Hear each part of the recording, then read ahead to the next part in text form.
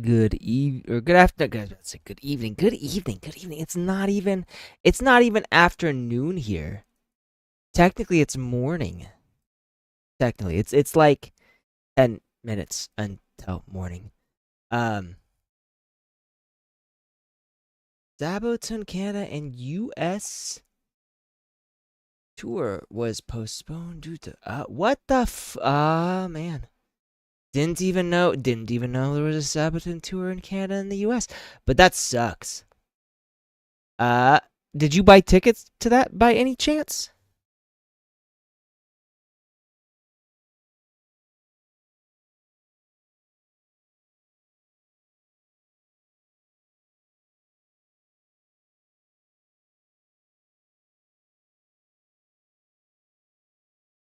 Hello? Hello?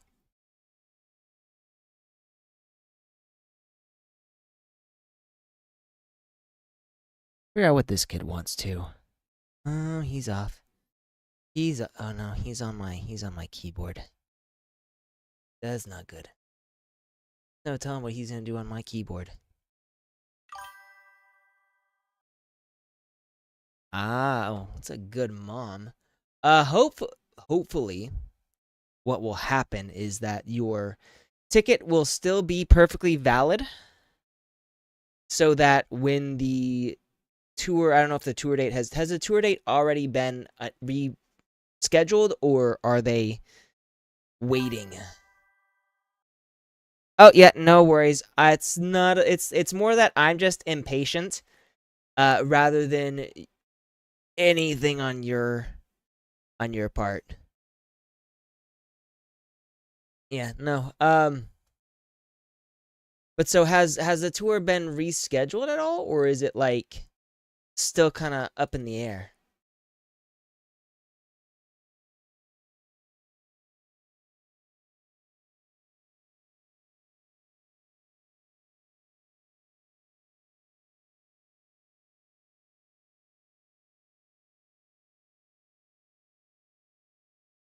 My cat's licking my. By the way, we're gonna be doing something very different today than what we usually do. Yeah, we're gonna be. I don't know if you actually saw the the announcement, but I will be. They just announced it. Okay. So when is the when is the reschedule? One in. Figure out what this kid wants.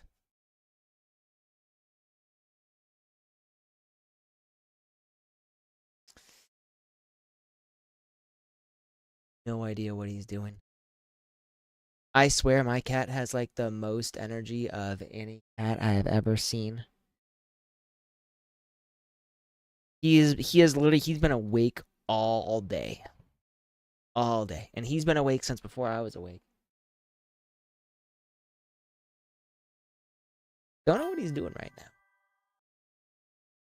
He might actually finally be out of energy, but now he's like halfway in this thing. What I was gonna do was I was gonna see if he wanted to get in there and then like turn this around. Oh, there you go. There we go. See that? Here he is.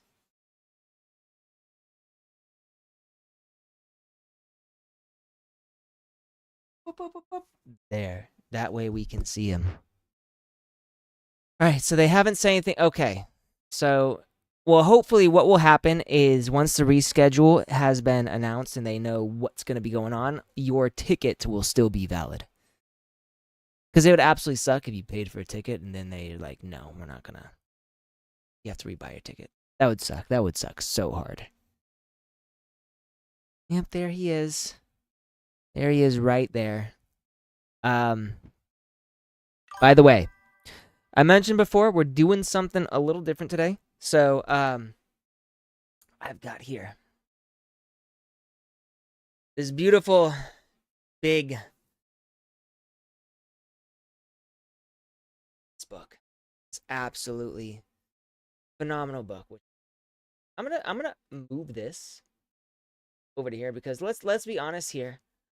Everyone wants to see my cat more than me. And I can just slightly move over this way like this. And I'm still kind of visible. Maybe I'll also this down. Maybe I'll make it a little smaller. No, that's too small. What am I doing here? The venue. Okay, well, hopefully they won't change the venue. I can't see why they would. Chances are the venue that was picked is, like, literally the best venue there, so... What am I doing here? Transform. Fit to stretch to screen, fit to screen. And I'm trying to figure out what to do with the text, the font, or the chat. I figure out what the hell is this thing? Rotate. No, we don't want to do any of that. Like, I just want to make it look good. Like, right now, the font looks kind of stretched, and when you go down like that, it looks like it squishes. It gets squishy. Whatever. We can deal with that later. So what I'm planning to do here is maybe I think I have like an extra thing. I think I have like different streams. So give me a second here. We're gonna do intermission, anime. I have a couple of like, I don't know what you call them. Settings, scenes. Intermission. Be right back. Stream ending. Extras. What is my extra scene? Oh, I have no idea what this is. Okay. I don't know what that is. Intermission, maybe? There we go. This one might be it. And then I think what I usually do is I come here. It's in here.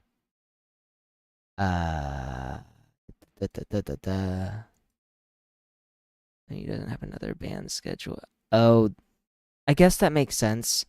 But I imagine if they're gonna reschedule a concert, they will make sure that there are no other bands being scheduled at that time. So I don't think you have to worry too much about that.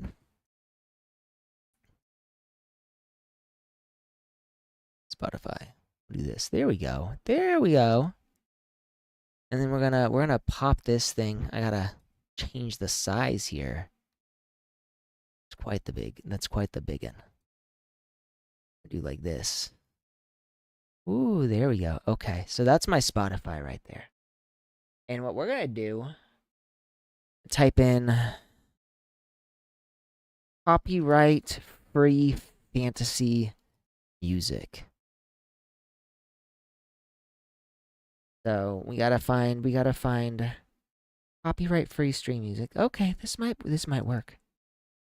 Oh, but you know, this is not a full thing. Copyright free medieval music, fantasy music. I think this will be good. I think this will do it.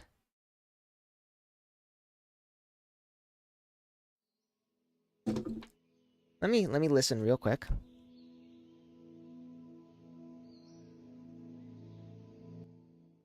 Turn the volume down just a little bit so that you can hear me more than you hear the music.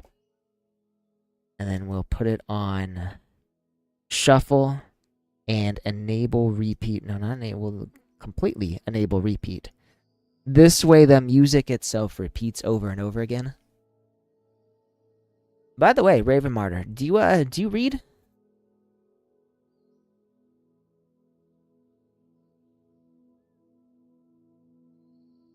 So now I'd actually a while back I had been reading this, and I at one point stopped because I have no idea. I think I just got caught up in like video games because there are a lot of different updates, a lot of new games coming out, and I'm like, oh man, I really want to play these, and so I stopped my reading.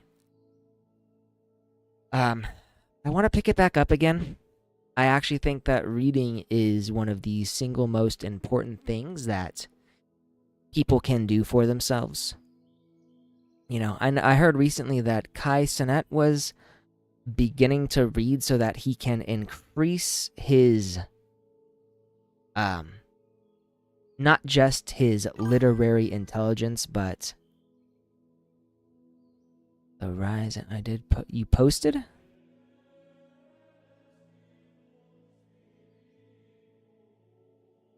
Oh, right. I think you actually talked about that once too. Um, so you read like nonfiction then?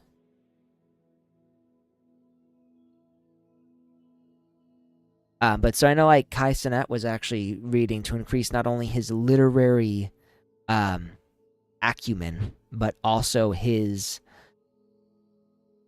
oral skills, because reading does increase your, not your knowledge, but more like your vocabulary. So the more you read, the larger your vocabulary becomes, the more well spoken you are. Right? Oh, right. You do read. Right. I think we might. Yeah, you've been talking. You know what? Now that I remember, yeah. I apologize. I need to. I need to get back in. Pay attention to my stuff. I actually remember you did. You commented on in the anime LN manga chat.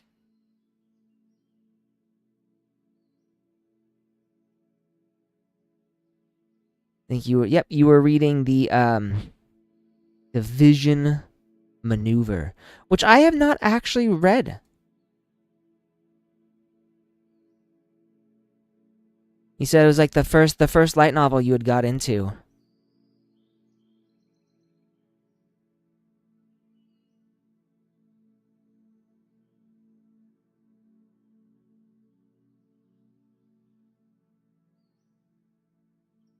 This one is a little different because it's Lord of the Rings and it is fucking massive.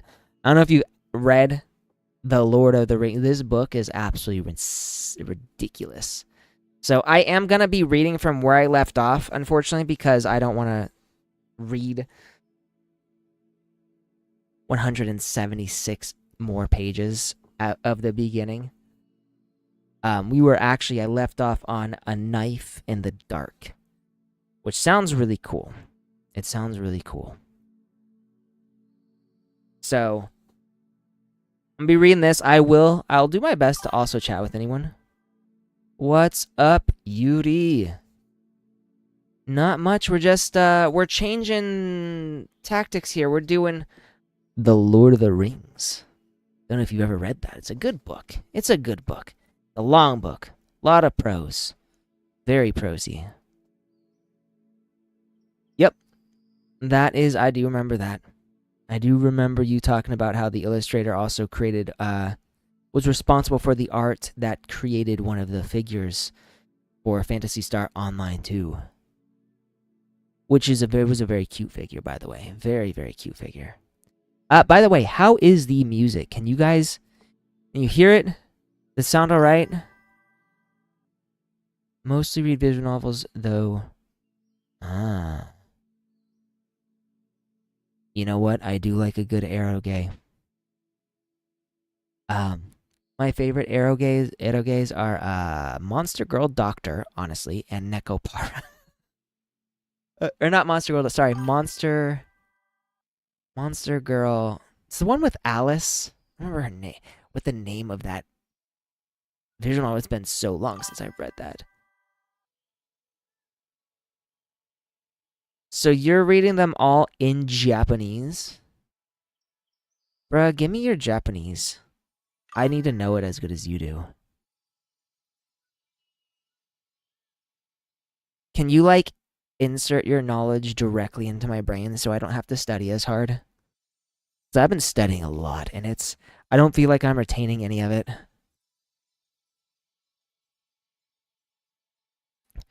It's kind of rough. Like, and to be fair, I'm so busy these days that I feel like my mind is being stretched in all different directions. Bruh, if we can just like jack in like Neo did in the Matrix to learn shit, that would be so nice.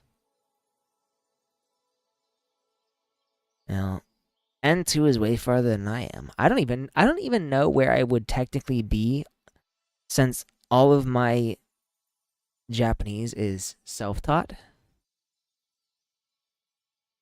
So I probably wouldn't even be. I don't even know what the lowest level of Japanese is. I probably wouldn't even be there.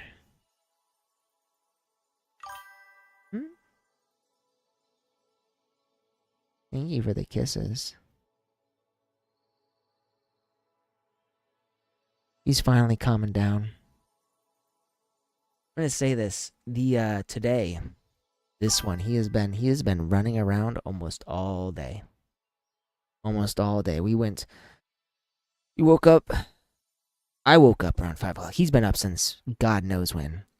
When I woke up, had him run around outside in the house, causing a ruckus, trying to get his energy out so I could do like an hour or two of work. And then afterwards, we ran around some more. Then we went out for a walk, and then we ran around some more in the house, and he's literally just settled down.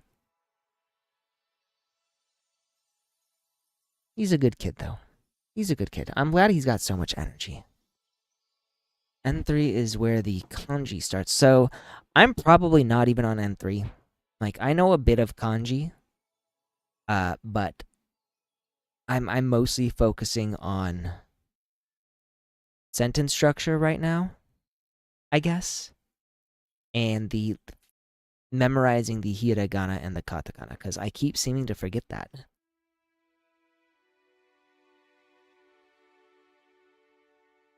This is true, Raven Martyr. I am not surrounded by people who speak it. I do have speaking partners, but it's been so long since I've talked to them. I feel bad because I've not been on the app where I speak with them for about a month now. Just because I've mostly been super busy. But I used to speak with them like once a week. I would speak with one or two of them. And now I feel like I'm not doing that at all, which is the best way to learn.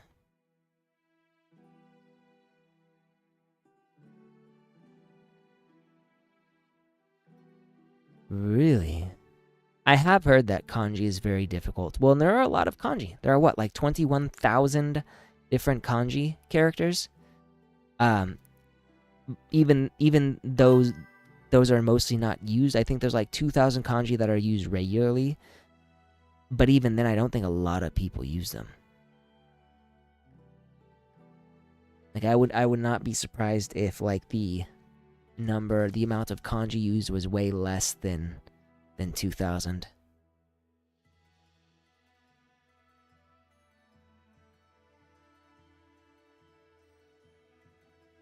Well, yeah, I imagine. So, like, when I get my translations done for my web novel, like, I always have to add the furigana for any Chinese names, because I'm doing a,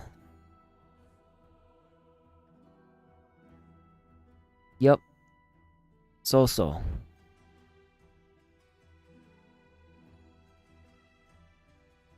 Which, funny enough, I did not realize that was how his name was pronounced. I had always called him Cow Cow.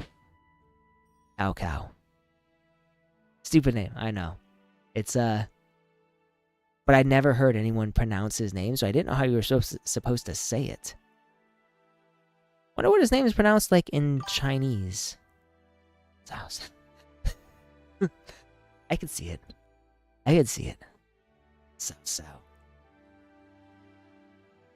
Like Sao?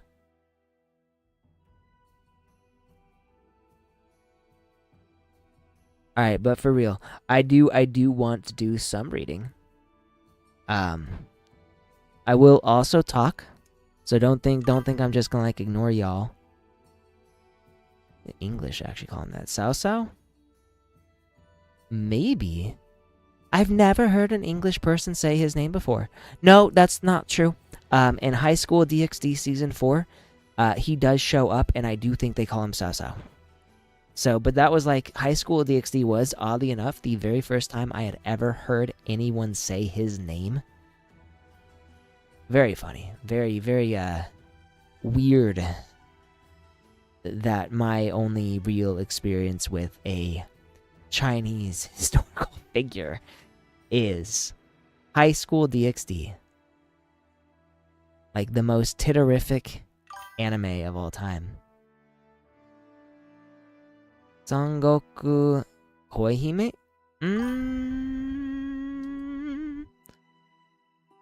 I can try. Give me a second. Give me a second. Visual novel. Let me. Sangoku Koihime. Sangoku Otome Kenran.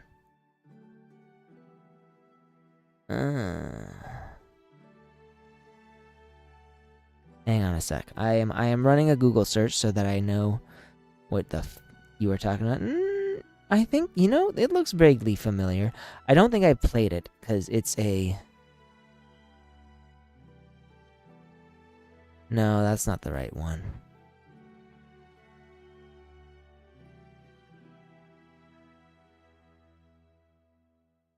It does it looks vaguely familiar. But I don't think I played it.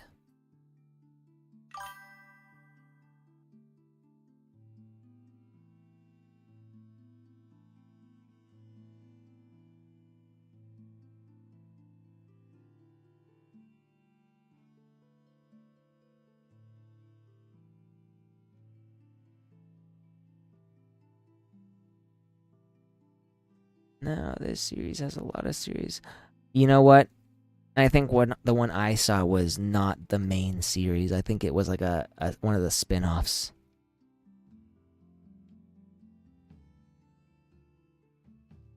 So the one that's cropping up when I do a Google search is Sengoku Koihime Otome Henran Sengoku Emaki. Main story for fan TL release. Project looking for editors. That was a Reddit post. So that's the only one that I can see on here. In a parallel world isekai with the romance of the Three Kingdoms, heroes are the gender-bent verse. Ah, you know what that reminds me of? There's an old anime.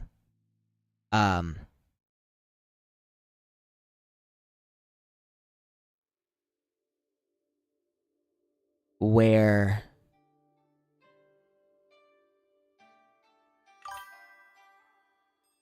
it's about... Well, so this one, it was about Oda Nobunaga, but the gender-bent version, it's called The Ambition of Oda Nobuna. And it is basically an isekai where this Japanese guy gets isekai'd to a parallel world, a parallel Japan. Yep, that's the one. And he meets Oda Nobuna, who is like the gender-bent version of Oda Nobunaga. He's very hot. I'd smash. Even though, Oda Nobunaga goes absolutely fucking insane later on.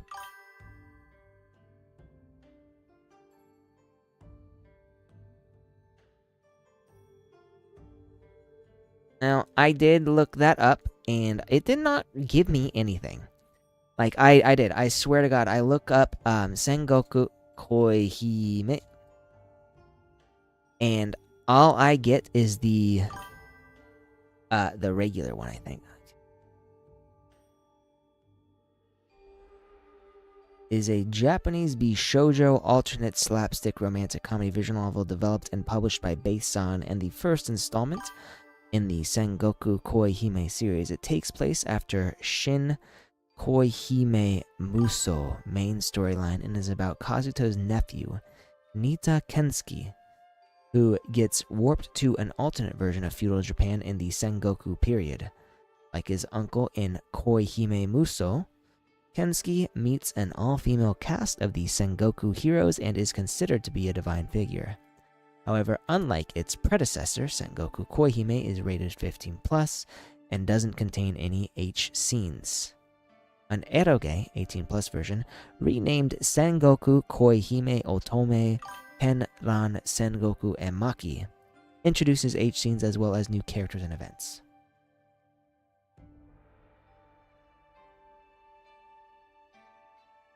The girl at the front, you mean the one with the black hair?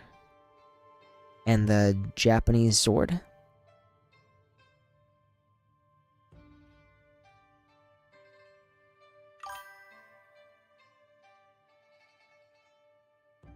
Yep, and that's what I just read.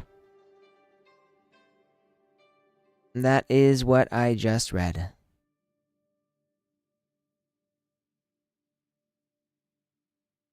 And so it's a spin-off that takes place...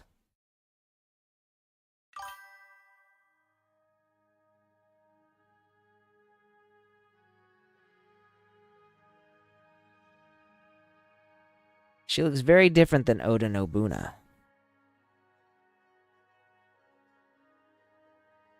Alright. Now, while my cat is finally fucking sleeping...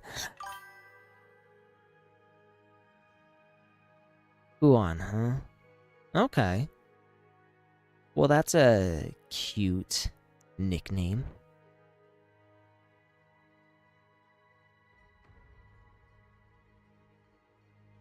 I guess since it's a visual novel, we would need to come up with a cute name for the cute psychopath. And that's a good idea. Since some people cannot tell fiction from reality. Very unfortunate situation. Maybe. What I'm thinking of doing is, I might at some point play a visual novel. I would want to play something. I would have to play something that does not have H scenes because Twitch is twitchy. But I can see what's going on, or see what will go on. All right. Well, for now, I will be reading my Lord of the Rings. This is my favorite novel right here. Even though it's not a harem. It's probably the one novel that I actually think would not be good as a harem, unfortunately. Well, so, what it is I think you can buy either the expanded version with the H scenes, or you can buy the original. I would have to figure out where it's even sold. But, potentially, I can see... Boy, if you spill that on my computer, I'm gonna be so mad at you. Don't you dare. Don't you dare. This kid.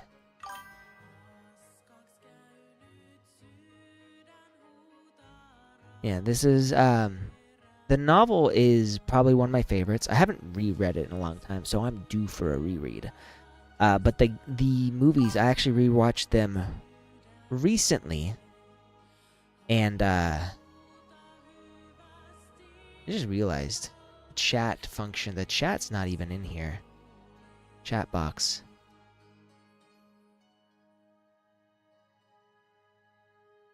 Here's that. Chat box. Oh. Hang on a second here. I just realized the chat box is, not here.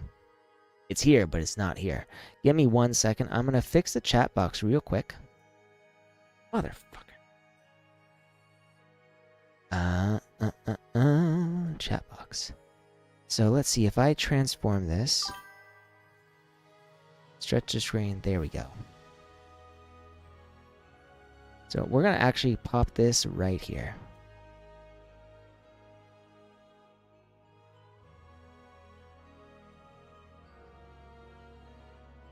You mean the one on Amazon? Are you talking about the TV series? There we go. There's my chat box. There's my chat right there. That looks better.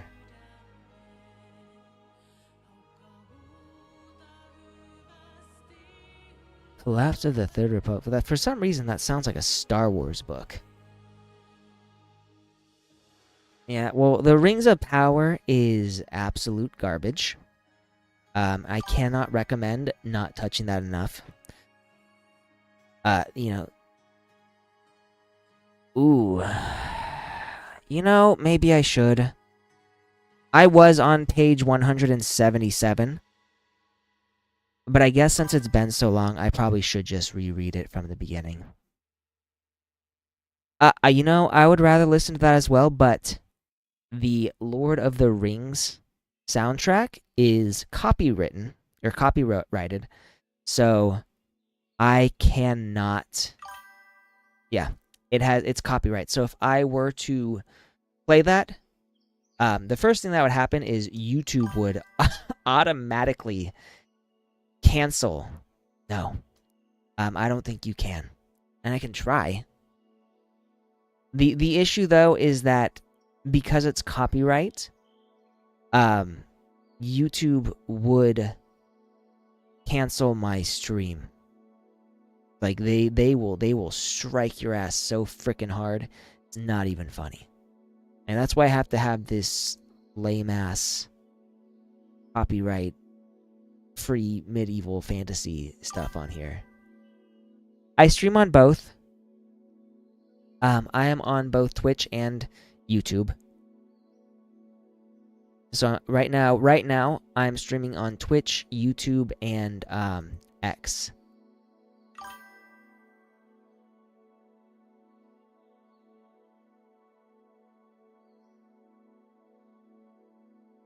Yeah. So I got to be careful, and I don't know what I don't know if Twitch would be as anal about it if I were to just stream with them, but you know, to try and reach the widest audience possible, I guess I do multi-streaming because might as well if the option's available. But since Odinator did mention it, I guess I can read from the beginning.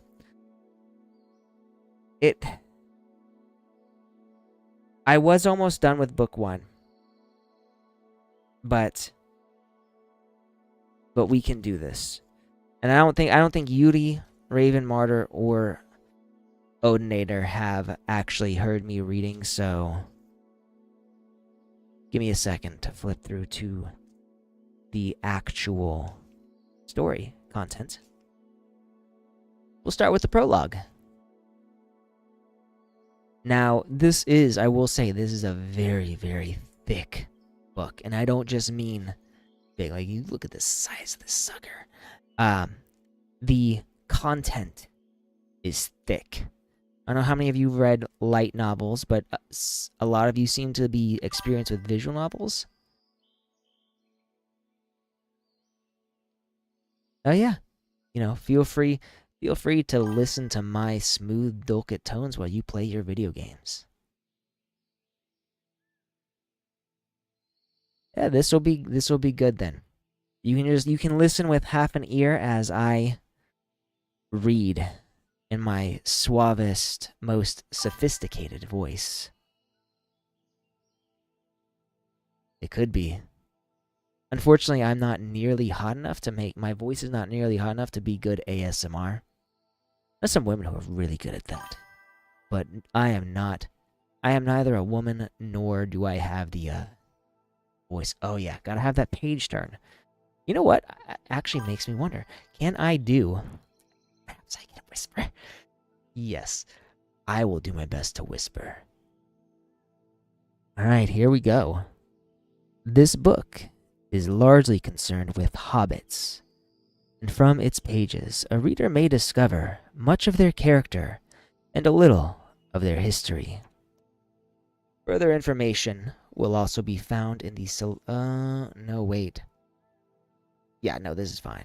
This is fine. Further information will also be found in the selection from the Red Book of Westmarch that has already been... Oh, no, this is actually... So this has absolutely nothing to do with the story itself. This is like an not an afterword, it's like a lot of information. But it's not the book. So here we are, The Fellowship of the Ring, being the first part of The Lord of the Rings, Book 1. When Mr. Bilbo Baggins of Bag End announced that he would shortly be celebrating his 11st birthday with a party of special magnificence, there was much talk and excitement in Hobbiton. Bilbo was very rich and very peculiar, and had been the wonder of the Shire for 60 years, ever since his remarkable disappearance and unexpected return. The riches he had brought back from his travels had now become a local legend, and it was popularly believed, whatever the old folk might say, that the hill at Bag End was full of tunnels stuffed with treasure. And if that was not enough for fame, there was also his prolonged vigor to marvel at. Time wore on, but it seemed to have little effect on Mr. Baggins. At 90, he was much the same as at 50. At 99, they began to call him well preserved. But unchanged would have been nearer the mark. There were some that shook their heads and thought this was too much of a good thing. It seemed unfair that anyone should possess, apparently, perpetual youth as well as, reputedly, inexhaustible wealth. It will have to be paid for, they said. It isn't natural, and trouble will come of it. But so far trouble had not come, and as Mr. Baggins was generous with his money, most people were willing to forgive him his oddities and his good fortune. He remained on visiting terms with his relatives, except, of course, the Sackville Bagginsons, and he had many devoted admirers among the hobbits of poor and unimportant families. But he had no close friends until some of his younger cousins began to grow up. The eldest of these, and Bilbo's favorite, was young Frodo Baggins. When Bilbo was 99, he adopted Frodo as his heir, and brought him to live at Bag End. And the hopes of the Sackville Bagginsons were finally dashed. Bilbo and Frodo happened to have the same birthday, September 22nd. "You had better come and live here, Frodo, my lad," said Bilbo one day, "and then we can celebrate our birthday parties comfortably together." At that time, Frodo was still in his tweens, as the hobbits called the irresponsible 20s between childhood and coming of age at 33. 12 more years passed. Each year, the Bagginsons had given very lively combined birthday parties at Bag End. But now it was understood that something quite exceptional was being planned for that autumn.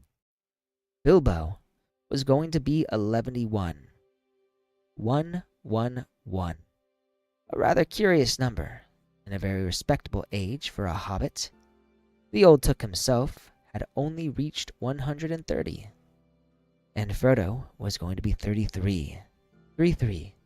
An important number. The date of his coming of age. Tongues began to wag in Hobbiton and Bywater, and rumor of the coming event traveled all over the Shire. The history and character of Mr. Bilbo Baggins became once again the chief topic of conversation, and the older folk suddenly found their reminiscences in welcome demand. No one had a more attentive audience than old Ham Gamgee, commonly known as the Gaffer. He held forth at the Ivy Bush, a small inn on the Bywater Road, and he spoke with some authority, for he had tended the gardens at Bag End for 40 years, and had helped old Holman in the same job before that. Now that he was himself growing old and stiff in the joints, the job was mainly carried on by his youngest son, Sam Gamgee. Both father and son were on very friendly terms with Bilbo and Frodo. They lived on the hill itself, number 3 Bagshot Row, just below Bag End.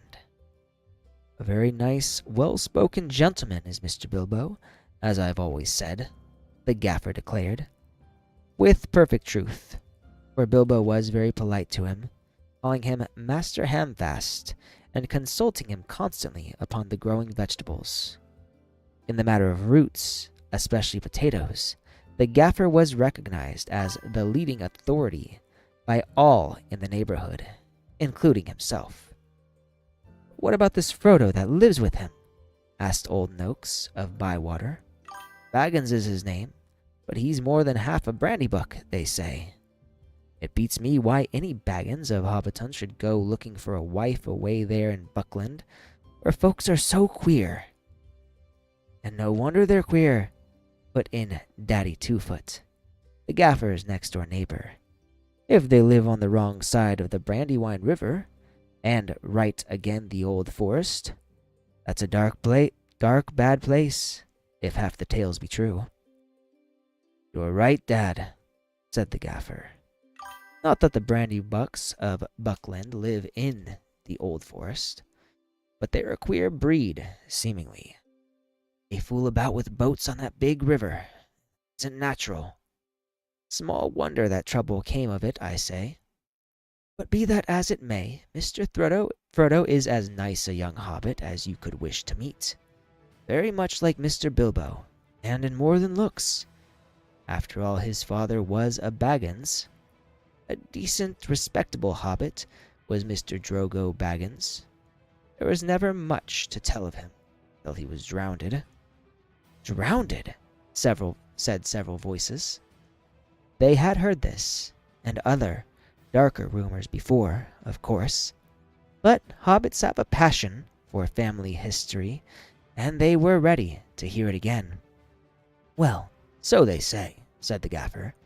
"You see, Mr. Drogo, he married poor Miss Primula Brandybuck. She was our Mr. Bilbo's first cousin on the mother's side, her mother being the youngest of the old Took's daughters, and Mr. Drogo was his second cousin. So Mr. Frodo is his first and second cousin, once removed either way, as the saying is, if you follow me.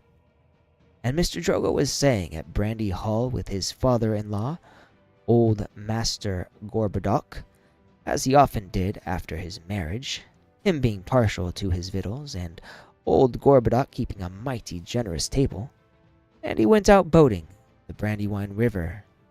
He and his wife were drowned, and poor Mr. Frodo only a child and all." "I've heard they went on the waters after dinner in the moonlight," said Old Noakes, "and it was Drogo's weight as sunk the boat. And I heard she pushed him in, and he pulled her in after him," said Sandyman, the Hobbiton miller. "You shouldn't listen to all you're hear, Sandyman," said the Gaffer, who did not much like the miller. "There isn't no call to go talking of pushing and pulling. Boats are quite tricky enough for those that sit still without looking further for the cause of trouble. Anyway, there was this Mr. Frodo, left an orphan and stranded, as you might say, among those queer Bucklanders, being brought up anyhow in Brandy Hall. A regular warren, by all accounts. Old Master Gorbodoc never had fewer than a couple of 100 relations in the place. Mr. Bilbo never did a kinder deed than when he brought the lad back to live among decent folk. But I reckon it was a nasty knock for those Sackville Bagginsons. They thought they were going to get Bag End. That time when he went off and was thought to be dead, and then he comes back and orders them off, and he goes on living and living, and never looking a day older, bless him. And suddenly he produces an heir, and has all the papers made out proper. The Sackville Bagginsons won't never see the inside of Bag End now, or it is to be hoped not. There's a tidy bit of money tucked away up there, I tell," said a stranger, a visitor on business from Michael Delving in the West Farthing. "All the top of your hill is full of tunnels, packed with chests of gold and silver, and jewels, by what I've heard." "And you've heard more than I can speak to," answered the Gaffer. "I know nothing about jewels. Mr. Bilbo is free with his money, and there seems no lack of it. but I know of no tunnel making. I saw Mr. Bilbo when he came back, a matter of 60 years ago. I was a lad. I'd not long come prentice to old Holman, him being my dad's cousin, but he had me up at Bag End helping him to keep folks from trampling and trespassing all over the garden while the sale was on. And in the middle of it all, Mr. Bilbo comes up the hill with a pony and some mighty big bags and a couple of chests. I don't doubt they were mostly full of treasure he had picked up in foreign parts, where there be mountains of gold, they say, but there wasn't enough to fill tunnels. But my lad Sam will know more about that. He's in and out of Bag End. Crazy about stories of the old days he is, and he listens to all Mr. Bilbo's tales. Mr. Bilbo has learned him his letters, meaning no harm, mark you, and I hope no harm will come of it. Elves and dragons, I says to him. Cabbages and potatoes are better for me and you. Don't go getting mixed up in the business of your betters, or you'll land in trouble too big for you, I says to him. And I might say it to others, he added with a look at the stranger and the miller. But the gaffer did not convince his audience. The legend of Bilbo's wealth was now too firmly fixed in the minds of the younger generation of hobbits. Ah, but he has likely enough been adding to what he brought at first, argued the miller, voicing common opinion. He's often away from home. Look at those outlandish folk that visit him. Dwarves coming at night, that old wandering conjurer Gandalf and all. You can say what you like, Gaffer, but Bag End's a queer place, and its folk are queerer. And you can say what you like about what you know no more of than you do of boating, Mr. Sandyman, retorted the Gaffer, disliking the miller even more than usual. If that's being queer, then we could do with a bit more queerness in these parts. There's some not far away that wouldn't offer a pint of beer to a friend if they lived in a hole with golden walls. But they do things proper at Bag End. Our Sam says that everyone's going to be invited to the party, and there's going to be presents, mark you. Presents for all, this very month, as is. Oh, I just saw your comment, Odiner. I also love this book. I'm surprised you've never read it in English. What language did you read the book in?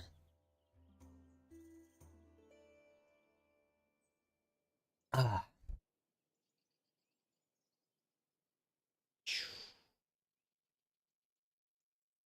And I'll make sure to look up so I actually see your comment.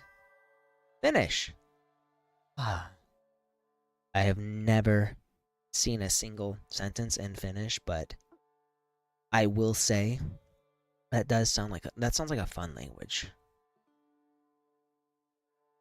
So I'm not surprised this is in Finnish too. It's a very good book. A very good book.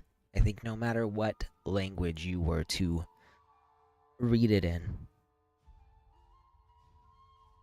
So I am glad you're enjoying this. I don't think my voice is the best, but hopefully it will be enough to keep you guys entertained.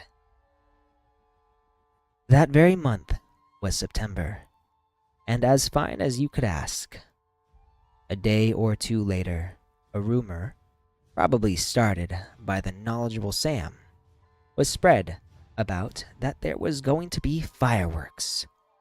Fireworks, what is more, such as had not been seen in the Shire for nigh on a century. Not indeed since the old Took died. Days passed and the day drew nearer. An odd-looking wagon, laden with odd-looking packages, rolled into Hobbiton one evening and toiled up the hill to Bag End. The startled hobbits peered out of lamp-lit doors to gape at it. It was driven by outlandish folk, singing strange songs, dwarves with long beards and deep hoods. Few of them remained at Bag End. At the end of the second week in September, a cart came in through Bywater from the direction of Brandywine Bridge in broad daylight.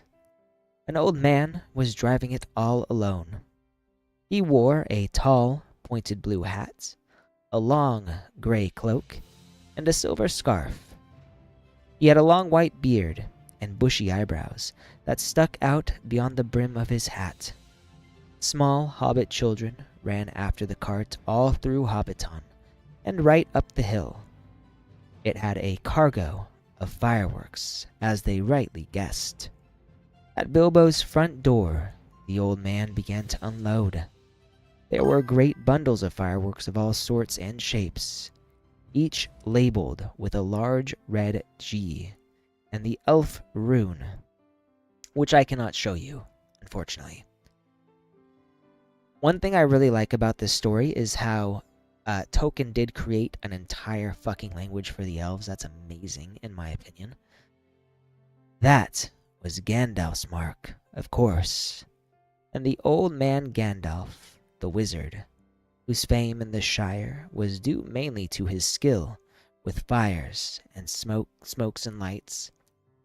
His real business was far more difficult and dangerous, but the Shire folk knew nothing about it. To them, he was just one of the attractions at the party. Hence, the excitement of the hobbit children. "G for grand," they shouted, and the old man smiled. They knew him by sight, though he only appeared in Hobbiton occasionally and never stopped long. But neither they, nor any but the oldest of their elders, had seen one of his firework displays.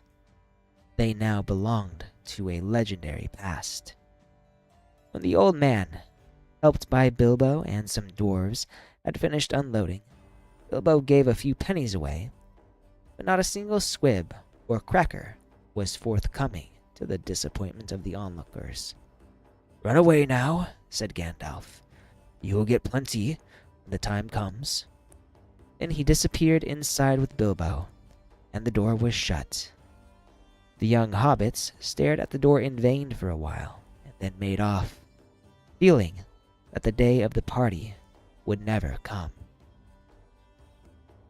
Inside Bag End, Bilbo and Gandalf were sitting at the open window of a small room looking out west onto the garden. The late afternoon was bright and peaceful. Flowers glowed red and golden. Snapdragons and sunflowers and nasturtiums trailing all over the turf walls and peeping in at the round windows. "How bright your garden looks," said Gandalf. "Yes," said Bilbo. "I am very fond of it indeed, and of all the dear old Shire. I think I need a holiday." "You mean to go on with your plan, then?" "I do. I made up my mind months ago, and I haven't changed it." "Very well. It is no good saying any more. Stick to your plan. Your whole plan, mind. And I hope it will turn out for the best for you. And for all of us." "I hope so.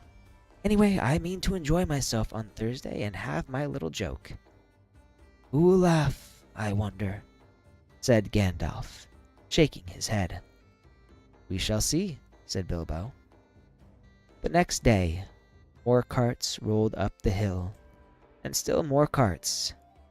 There might have been some grumbling about dealing locally, but that very week orders began to pour out of Bag End for every kind of provision, commodity, or luxury that could be obtained in Hobbiton or Bywater or anywhere in the neighborhood.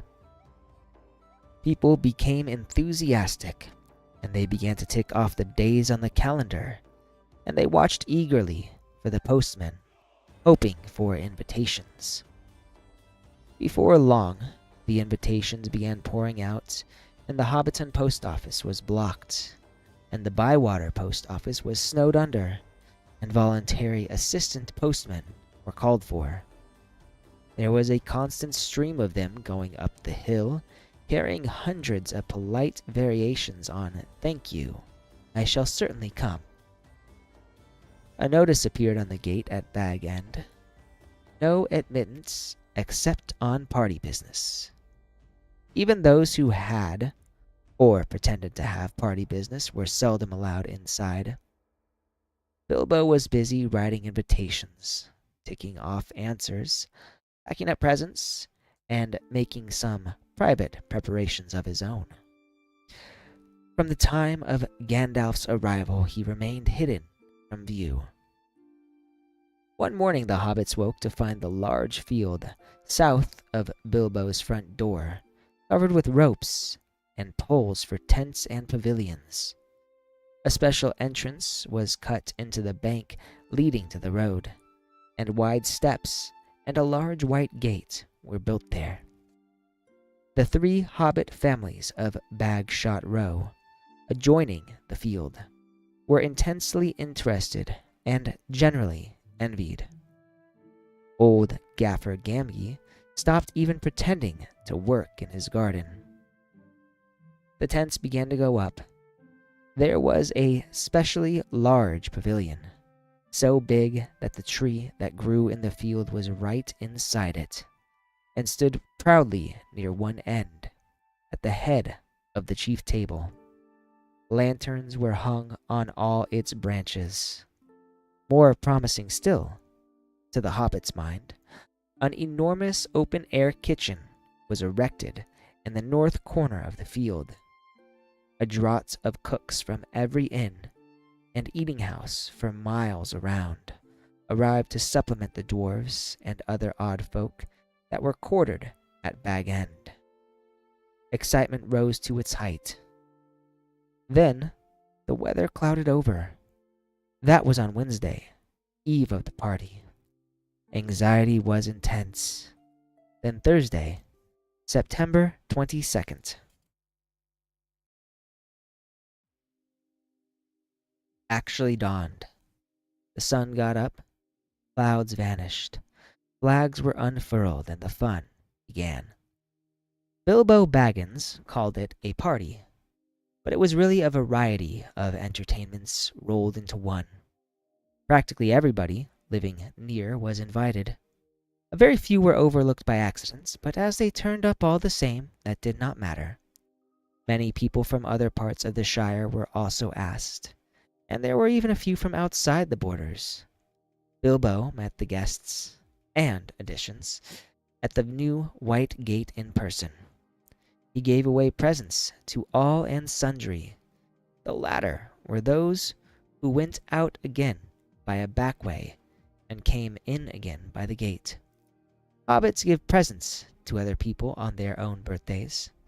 Not very expensive ones, as a rule, and not so lavishly as on this occasion, but it was not a bad system. Actually, in Hobbiton and Bywater every day in the year was somebody's birthday, so that every hobbit in those parts had a fair chance of at least one present at least once a week. But they never got tired of them. On this occasion, the presents were unusually good. The hobbit children were so excited that for a while they almost forgot about eating. There were toys, the likes of which they had never seen before, all beautiful, and some obviously magical. Many of them had indeed been ordered a year before, and had come all the way from the mountain and from Dale, and were of real dwarf make. When every guest had been welcomed, and was finally inside the gate, there were songs, dances, music, games, and, of course, food and drink. There were 3 official meals: lunch, tea, and dinner, or supper. Lunch and tea were marked chiefly by the fact that, at those times, all the guests were sitting down and eating together. At other times, there were merely lots of people eating and drinking, continuously from 11s until 6:30, when the fireworks started. The fireworks were by Gandalf. They were not only brought by him, but designed and made by him, and the special effects, set pieces, and flights of rockets were let off by him. But there was also a generous distribution of squibs, crackers, bacca wrappers, sparklers, torches, dwarf candles, elf fountains, goblin barkers, and thunderclaps. They were all superb. The art of Gandalf improved with age. There were rockets, like a flight of scintillating birds singing with sweet voices.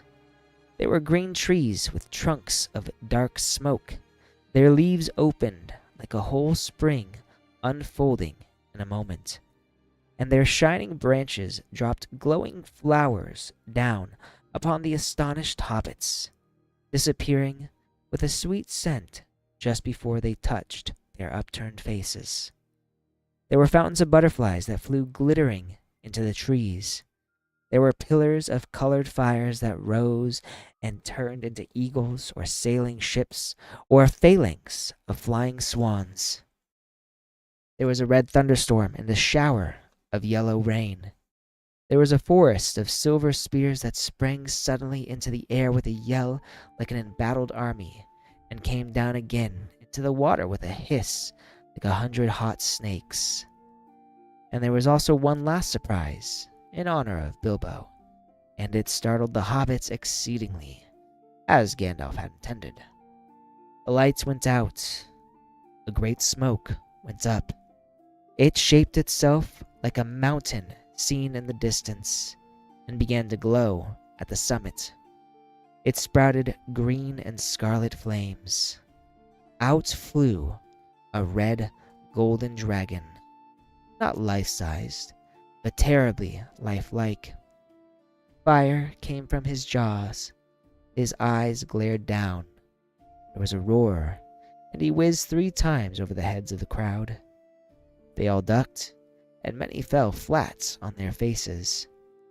The dragon passed like an express train, turned a somersault, and burst over Bywater with a deafening explosion. "That is the signal for supper," said Bilbo. The pain and alarm vanished at once, and the prostrate hobbits leapt to their feet. There was a splendid supper for everyone. For everyone, that is, except those invited to the special family dinner party. This was held in the great pavilion with a tree. The invitations were limited to 12 dozen, a number also called by the hobbits 1 gross, though the word was not considered proper to use of people. And the guests were selected from all the families to which Bilbo and Frodo were related, with the addition of a few special unrelated friends, such as Gandalf. Many young hobbits were included, and present by parental permission, for hobbits were easygoing with their children in the matter of sitting up late, especially when there was a chance of getting them a free meal. Bringing up young hobbits took a lot of provender. There were many Bagginsons and Boffins, also many Tooks and Brandybucks. There were various Grubbs, relations of Bilbo Baggins' grandmother, and various Chubbs, connections of his Took grandfather, and a selection of Burrowses, Bolgers, Bracegirdles, Brockhouses, Good Bodies, Hornblowers, and Proudfoots. Some of these were only very distantly connected with Bilbo, and some had hardly ever been in Hobbiton before, as they lived in remote corners of the Shire. The Sackville Bagginsons were not forgotten. Otho and his wife Lobelia were present. They disliked Bilbo and detested Frodo, but so magnificent was the invitation card written in golden ink that they had felt it was impossible to refuse. Besides, their cousin, Bilbo, had been specializing in food for many years, and his table had a high reputation.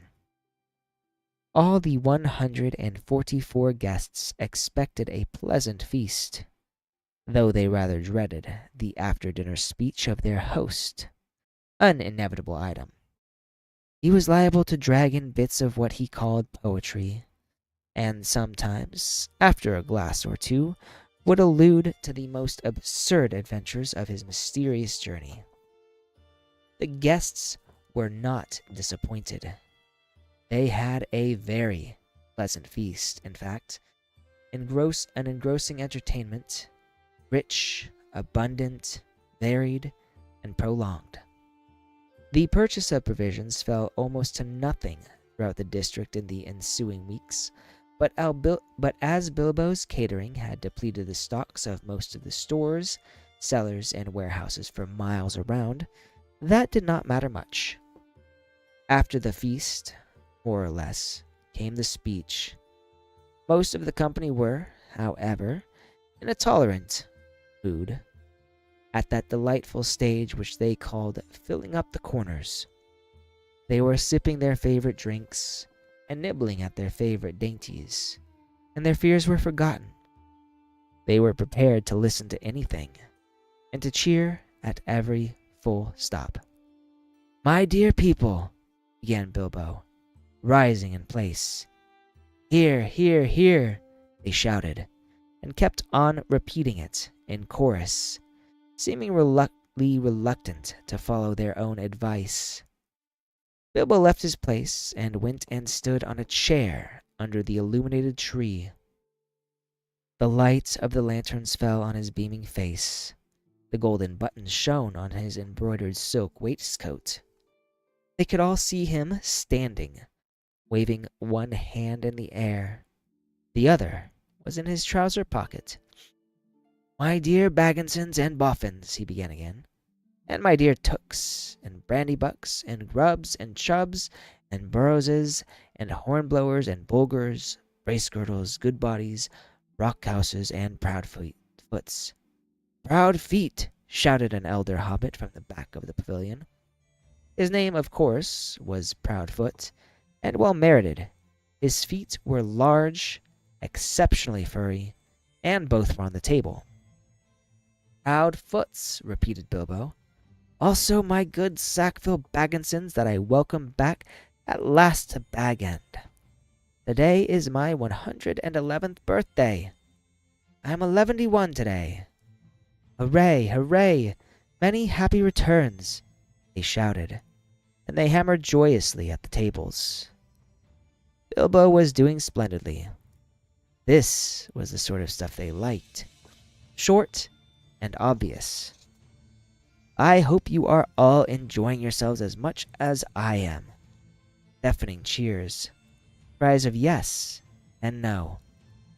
Noises of trumpets and horns, pipes and flutes, and other musical instruments. There were, as had been said, many young hobbits present. Hundreds of musical crackers had been pulled. Most of them bore the mark Dale on them, which did not convey much to most of the hobbits, but they all agreed they were marvelous crackers. They contained instruments, small, but of perfect make and enchanting tones. Indeed, in one corner, some of the young Tooks and Brandybucks, supposing Uncle Bilbo to have finished, since he had plainly said all that was necessary, now got up an impromptu orchestra and began a merry dance tune. Master Everard Took and Miss Melilot Brandybuck got on a table, and with bells in their hands began to sing the Springle Ring, a pretty dance, but rather vigorous. But Bilbo had not finished. Seizing a horn from a youngster nearby, he blew 3 loud hoots. The noise subsided. "I shall not keep you long," he cried. Cheers from all the assembly. "I have called you all together for a purpose." Something in the way he said this made an impression. There was almost silence, and 1 or 2 of the Tooks pricked up their ears. "Indeed, for 3 purposes. First of all, to tell you that I am immensely fond of you all.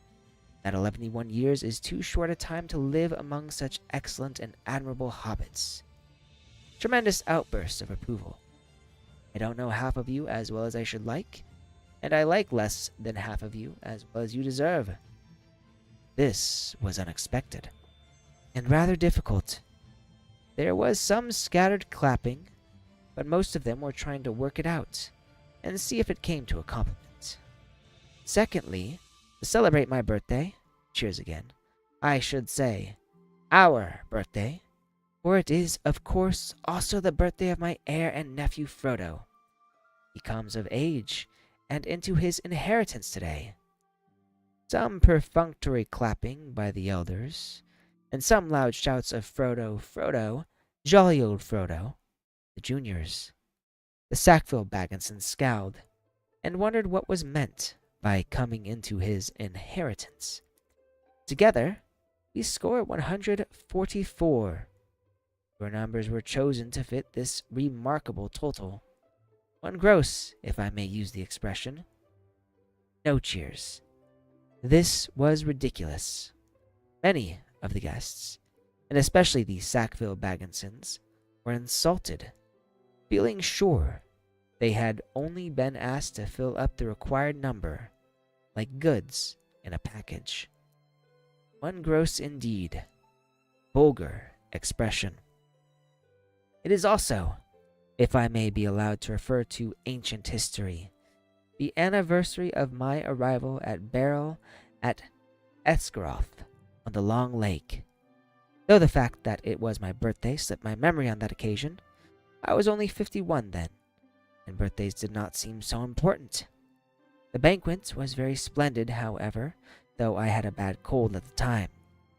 I remember, and can only say thank you very much. I now repeat it more correctly. Thank you very much for coming to my little party. Obstinate silence. They all feared that a song or some poem was now imminent, and they were getting bored. Why couldn't he stop talking and let them drink his health?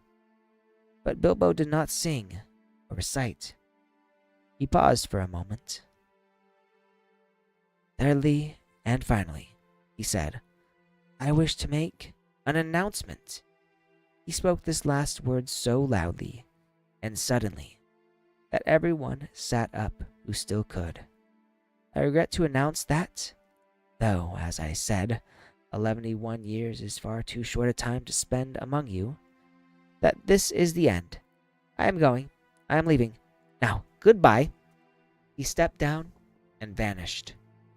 There was a blinding flash of light, and the guests all blinked. When they opened their eyes, Bilbo was nowhere to be seen.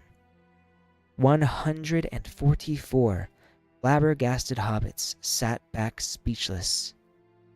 Old Odo Proudfoot removed his feet from the table and stamped. Then there was a dead silence, until suddenly, after several deep breaths, every Baggins, Boffin, Took, Brandybuck, Grubb, Chubb, Burrows, Bulger, Bracegirdle, Brockhouse, Goodbody, Hornblower, and Proudfoot began to talk at once. It was generally agreed that the joke was in very bad taste, and more food and drink were needed to cure the guests of shock and annoyance. He's mad. I always said so, was probably the most popular comment. Even the Tooks, with a few exceptions, thought Bilbo's behavior was absurd. For the moment, most of them took it for granted that his disappearance was nothing more than a ridiculous prank. But old Rory Brandybuck was not so sure. Neither age nor an enormous dinner clouded his wits, and he said to his daughter-in-law, Esmeralda, There is something fishy in this, my dear. I believe that mad Baggins is off again, silly old fool. But why worry? He hasn't taken the victuals with him. He called loudly to Frodo to send the wine round again. Frodo was the only one present who said nothing. For some time he had sat silent beside Bilbo's empty chair and ignored all remarks and questions. He had enjoyed the joke, of course, even though he had been in the know. He had difficulty in keeping from laughter at the indignant surprise of the guests. But at the same time, he felt deeply troubled. He realized suddenly that he loved the old hobbit dearly. Most of the guests went on eating and drinking and discussing Bilbo Baggins's oddities, past and present. But the Sackville Bagginses had already departed in wrath. Frodo did not want to have any more to do with the party. He gave orders for more wine to be served, and he got up and drained his own glass silently to the health of Bilbo and slipped out of the pavilion. Ooh, this is a lot of reading. Only 31 pages in.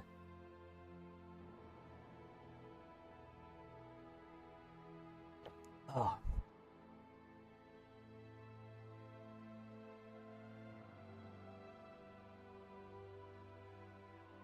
Hang on, you guys. Take a look at this. This guy's out.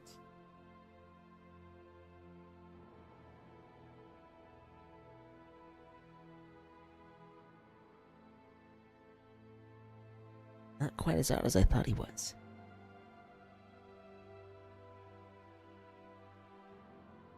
Look at that cutie. I gotta be careful though, otherwise he will wake up.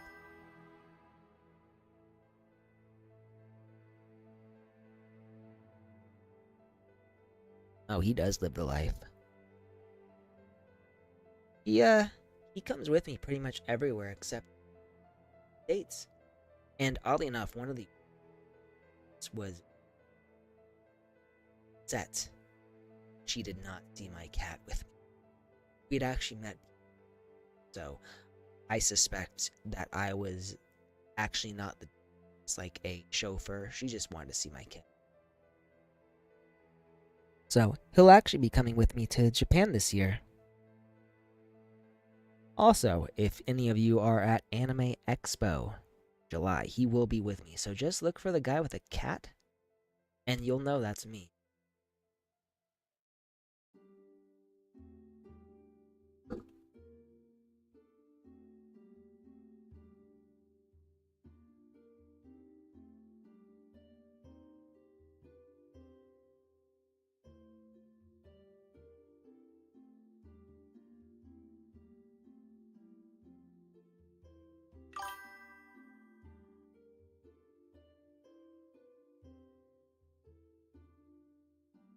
Sorry about that, kiddo. Did not mean to wake you up.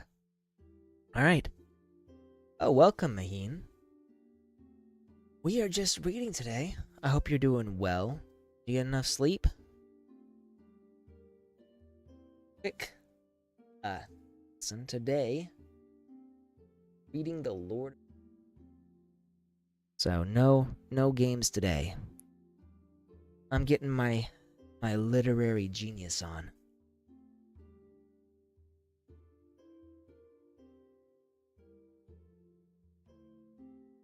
And of course, my adorable companion here is sleeping in his little cat carrier. He actually loves it in there. Hey. I've had my water.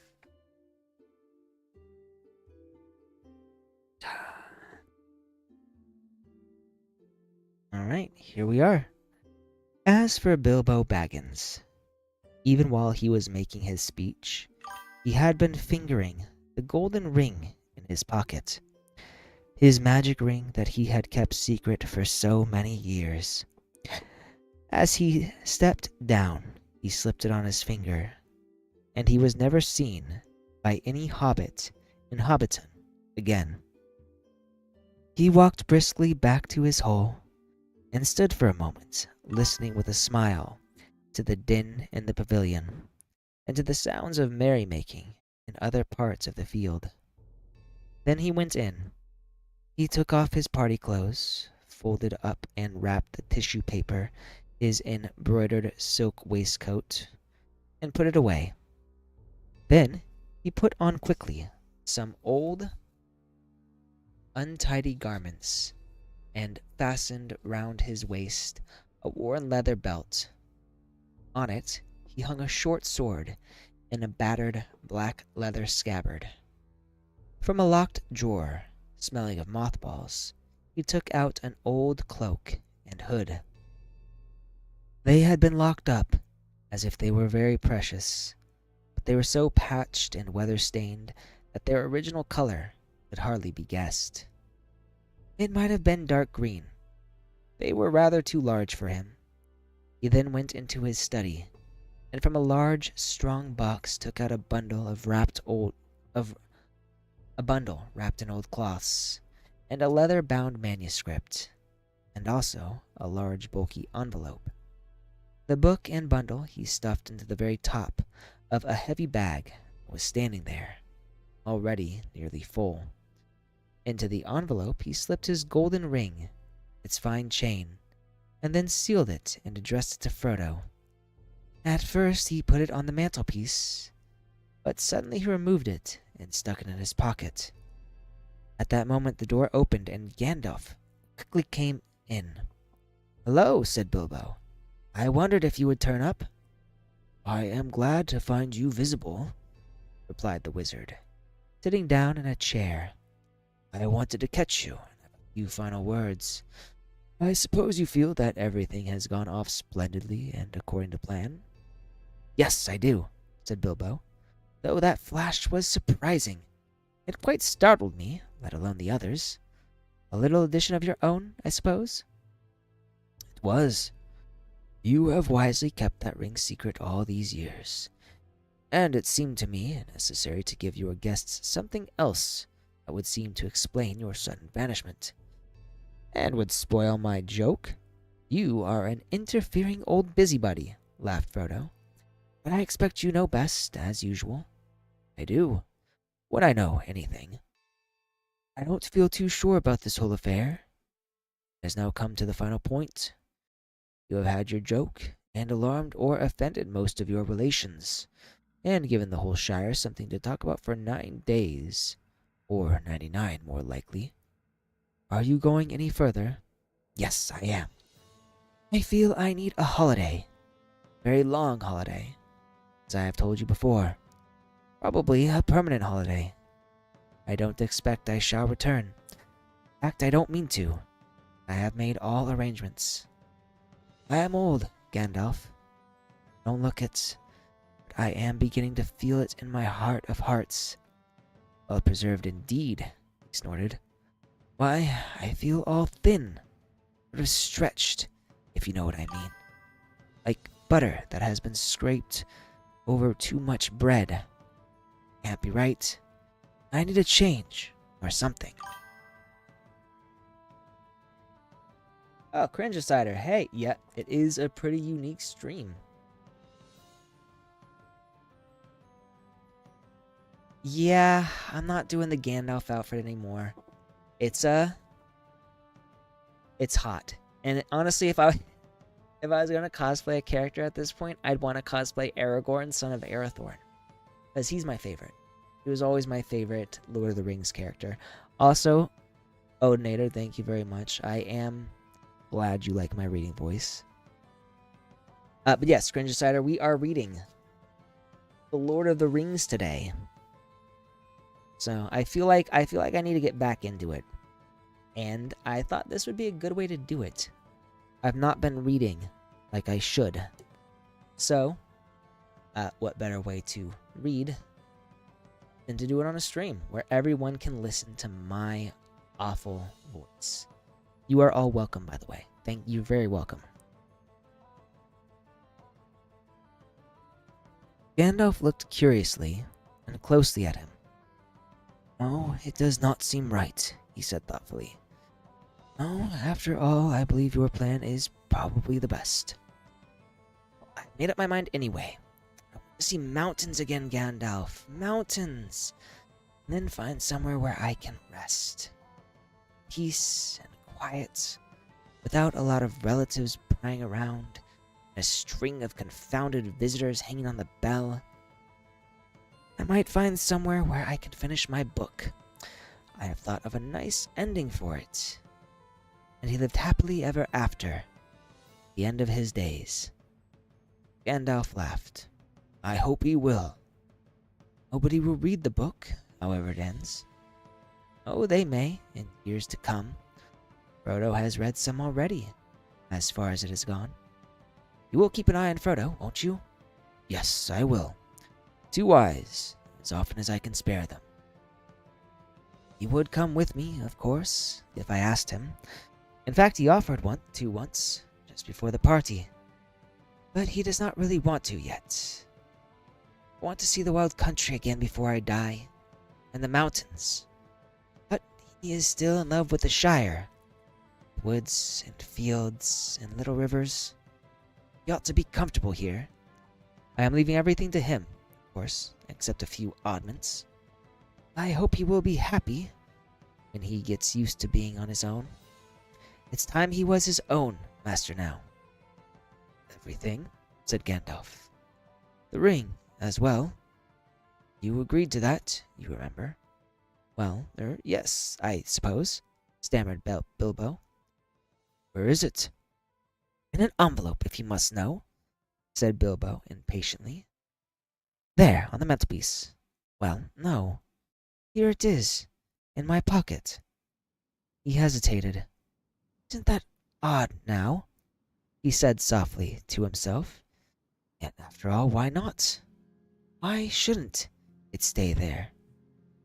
Gandalf looked again, very hard at Bilbo, and there was a gleam in his eyes. I think, Bilbo, he said quietly, I should leave it behind. Don't you want to? Well, yes, and no. As to it, I don't like parting with it at all, I may say, and I don't really see why I should. Why do you want me to? He asked, and a curious change came over his voice. It was sharp, suspicion, and annoyance. You are always badgering me about my ring, but you have never bothered me about the other things that I got on my journey. No, I had to badger you, said Gandalf. I wanted the truth. It was important. Magic rings are, well, magical. They are rare and curious. I was professionally interested in your ring, you may say, and I still am. I should like to know where it is if you go wandering again. Also, I think you have had quite long enough. You won't need it anymore, Bilbo, unless I am quite mistaken. Bilbo flushed, and there was an angry light in his eyes. His kindly face grew hard. Why not? He cried. And what business is it of yours? Anyway, to know what I do with my own things. It is my own. I found it. It came to me. Yes, yes, said Gandalf. There is no need to get angry. Well, if I am, it is your fault, said Bilbo. It is mine, I tell you. My own. My precious, yes, my precious. The wizard's face remained grave, attentive, and only a flicker in his deep eyes showed he was startled, indeed alarmed. Has been called that before, he said, but not by you. Say it now, and why not? Even if Gollum said the same once, it's not his now, but mine. I shall keep it, I say. Gandalf stood up. He spoke sternly. Will be a fool if you do, Bilbo. Make that clearer with every word you say. It's got far too much hold on you. Let it go. Then you can go yourself and be free. I'll do as I choose and go as I please, said Bilbo, obstinately. Now, my dear hobbit, said Gandalf. All your long life we have been friends, and you owe me something. Come, do as you promised. Give it up. Well, if you want my ring yourself, say so, cried Bilbo. But you won't get it. I won't give away my precious, I tell you. His hand strayed, the hilt of his small sword. Gandalf's eyes flashed. It will be my turn to get angry soon, he said. If you say that again, I shall. Then you will see Gandalf the Grey uncloaked. He took a step towards the hobbit. He seemed to grow tall and menacing. His shadow filled the little room. Bilbo backed away to the wall, breathing hard, his hand clutched at his pocket. They stood for a while, facing one another, and the air of the room tingled. Gandalf's eyes remained bent on the hobbit. Slowly, his hand relaxed, and he began to tremble. "I don't know what has come over you, Gandalf," he said. "You have never been like this before. What is it all about? It is mine, isn't it? I found it, and Gollum would have killed me if I hadn't kept it. I'm not a thief, whatever he said." "I never called you one," Gandalf answered, "and I am not one either. I'm not trying to rob you, to help you. I wish you would trust me, as you used to." He turned away, and the shadow passed. He seemed to dwindle again to an old, gray man, bent, troubled. Bilbo drew his hand over his eyes. "I am sorry," he said. "It felt so queer, and yet it would be a relief in a way not to be bothered with it anymore. It has been so growing on my mind lately. Sometimes I have felt it was like an eye looking at me. I'm always wanting to put it on and disappear, you know, or wondering if it is safe and pulling it out to make sure. I tried locking it up, but I found I couldn't rest without it in my pocket. I don't know why, and I don't seem able to make up my mind." "Then trust mine," said Gandalf. "It is quite made up. Go away and leave it behind. Stop possessing it. Give it to Frodo. I will look after him." Bilbo stood for a moment, tense and undecided. Presently he sighed. "All right," he said with an effort. "I will." Then he shrugged his shoulders and smiled ruefully. "After all, that's what this party business was all about, really. Give away lots of birthday presents and somehow make it easier to give it away at the same time. It hasn't made it any easier in the end, but it would be a pity to waste all my preparations. It would quite spoil the joke.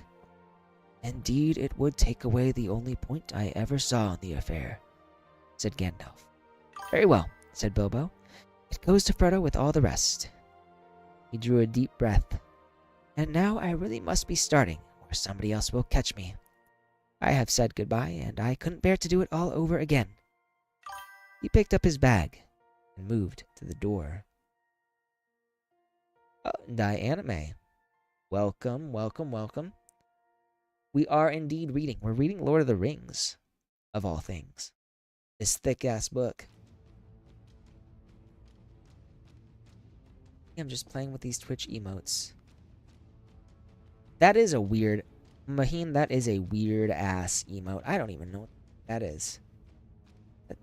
I can't click on that. That won't tell me anything if I click on that. Never mind. We're gonna ignore it. Looks kind of like Wario, if I'm being honest.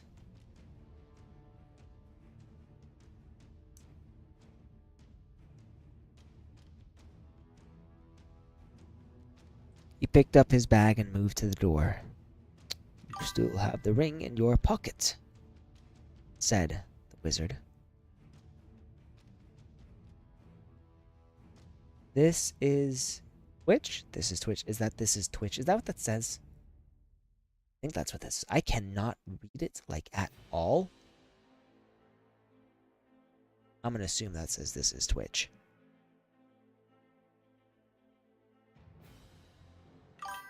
"Oh, so I have," cried Bilbo. "And my will and all the other documents, too. You had better take it and deliver it for me. That will be safest." "Oh, don't give me the ring to me," said Gandalf. "Put it on the mantelpiece. He's safe enough there till Frodo comes. I shall wait for him." Bilbo took out the envelope, but just as he was about to set it by the clock, his hand jerked back, and the packet fell to the floor. Before he could pick it up, the wizard stooped, seized it, and set it in its place. A spasm of anger passed swiftly over the hobbit's face again. Suddenly it gave way to a look of relief and a laugh. "Bro, that looks like something from a hentai."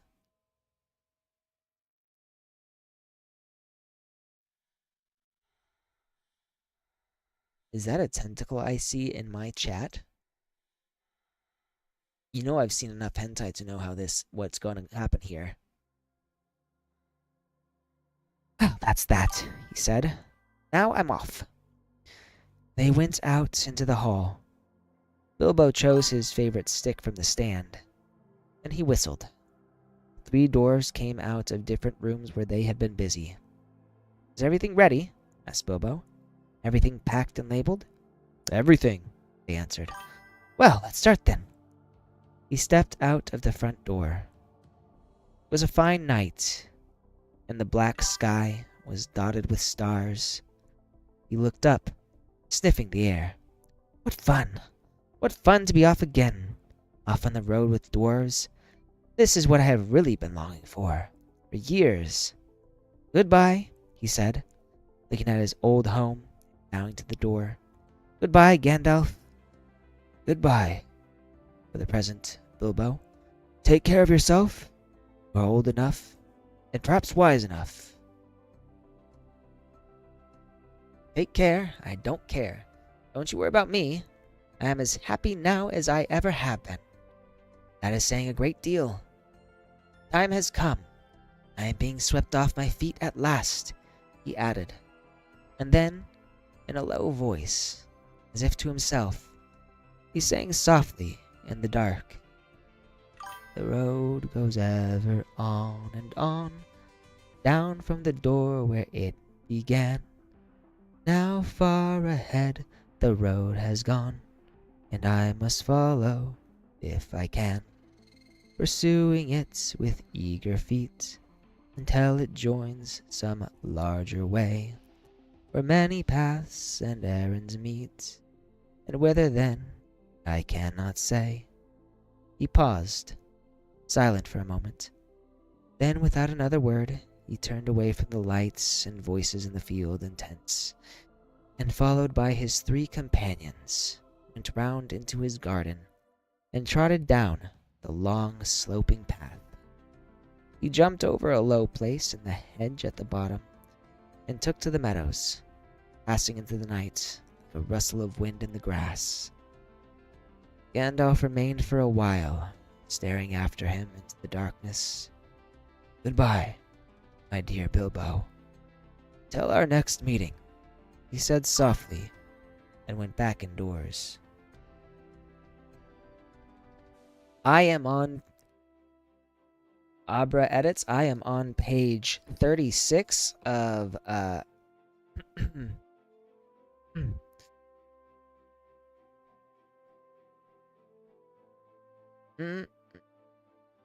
let me see here. Page 36 of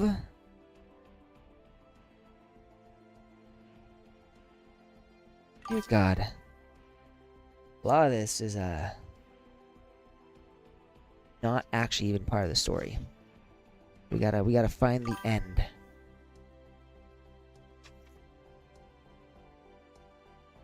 This is the appendix.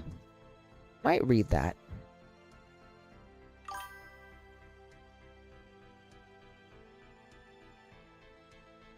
So, page 36 of 1031.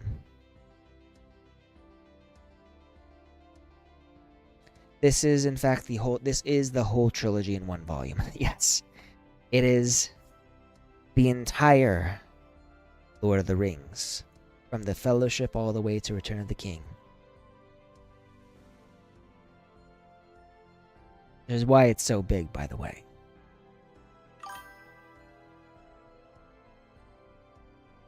I mean, the Lord of the Rings is not the longest book I've ever read. Like, if you ever read, like, The Wheel of Time, I am fairly certain that almost every single episode, every single volume of The Wheel of Time is bigger than this entire book.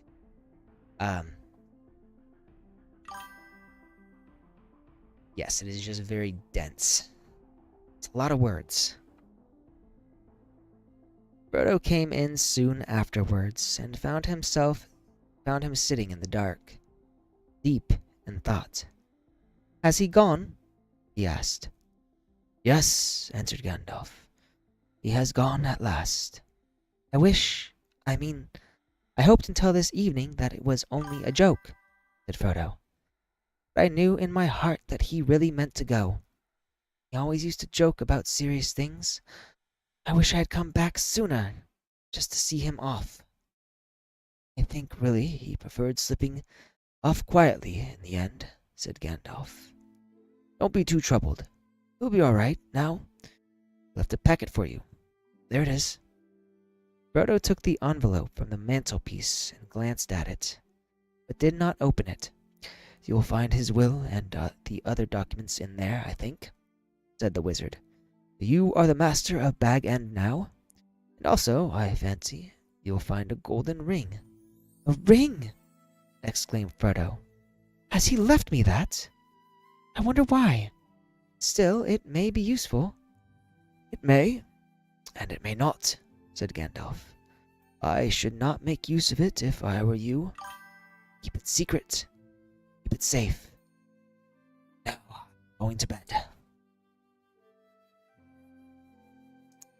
It is indeed a thick book. This book is as thick as some of my waifus. As master of Bag End, Frodo felt it his painful duty to say goodbye to the guests. Rumors of strange events had by now spread all over the field, but Frodo would only say, "No doubt everything will be cleared up in the morning." About midnight, carriages came for the important folk. One by one they rolled away, filled with full but very unsatisfied hobbits. Gardeners came by arrangement, and removed in wheelbarrows those that had inadvertently remained behind. Night slowly passed. The sun rose. The hobbits rose rather later. Morning went on. People came and began, by orders, to clear away the pavilions and the tables and the chairs and the spoons and knives and bottles and plates and the lanterns and the flowering shrubs and boxes and the crumbs and crack paper, the forgotten bags and the gloves and handkerchiefs and the uneaten food, a very small item. Then a number of other people came, without orders, Bagginsons and Boffins, Olgers and Tooks, and other guests that lived or were staying near. By midday, when even the best fed were out and about again, there was a large crowd at Bag End. Uninvited, but not unexpected. Frodo was waiting on the step, smiling but looking rather tired and worried. He welcomed all the callers, but he had not much more to say than before. His reply to all inquiries was simply this: "Mr. Bilbo Baggins has gone away, as far as I know, for good." Some of the visitors he invited to come inside, as Bilbo had left messages for them. Inside the hall there was a pile of large assortment of packages, and parcels and small articles of furniture. On every item there was a label tied. There were several labels of this sort. For Adelard Took, for his very own, from Bilbo, an umbrella. Adelard had carried off many unlabeled ones. For Dora Baggins, in memory of a long correspondence, with love, from Bilbo, on a large waste paper basket. Dora was Drogo's sister and the eldest surviving female relative of Bilbo and Frodo. She was 99 and had written reams of good advice for more than half a century. For Milo Burrows, hoping it will be useful, from BB, on a gold pen and ink bottle. Milo never answered letters. For Angelica's use, from Uncle Bilbo, on a round convex mirror. She was a young Baggins, and too obviously considered her face shapely. For the collection of Hugo Bracegirdle, from a contributor, on an empty bookcase. Hugo was a great borrower of books, and worse than usual at returning them. For Lobelia Sackville Bagginsons as a present, on a case of silver spoons. Bilbo believed that she had acquired a good many of his spoons while he was away on his former journey.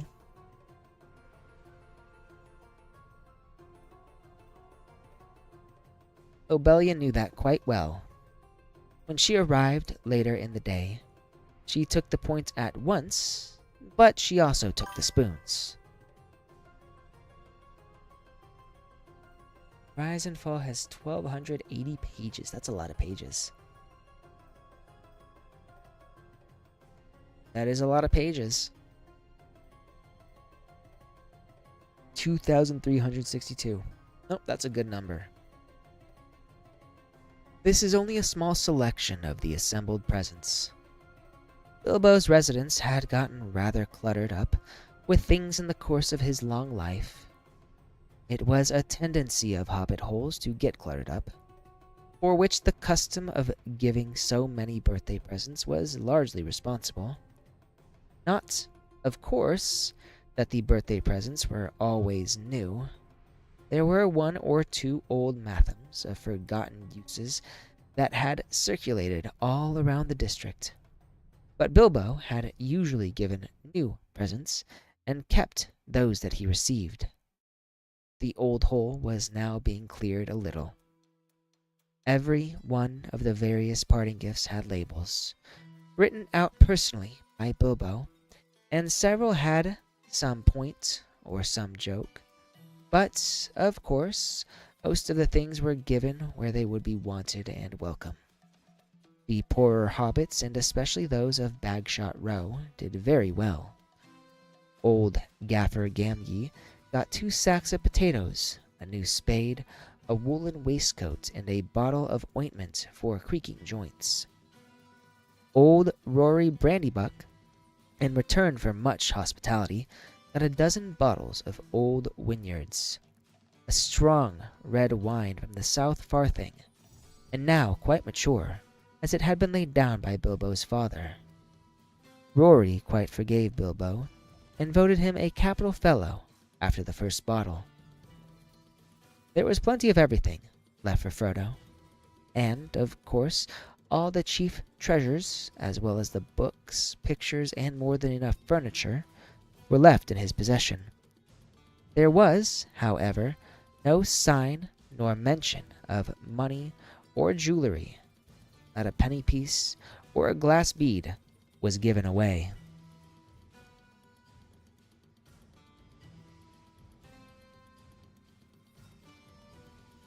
Oh, man.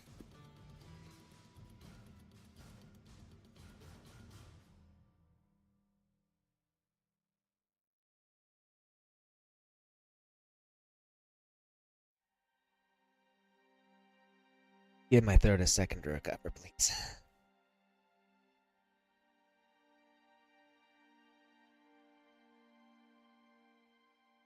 Are you looking so cute? Are you looking so cute? Guys, look at how cute. I dare you to tell me there's a cuter cat in the entire world. I will call you a liar.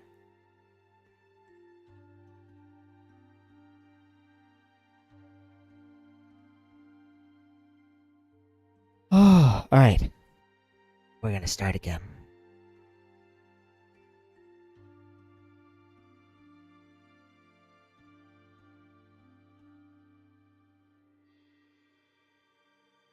Frodo had a very trying time that afternoon.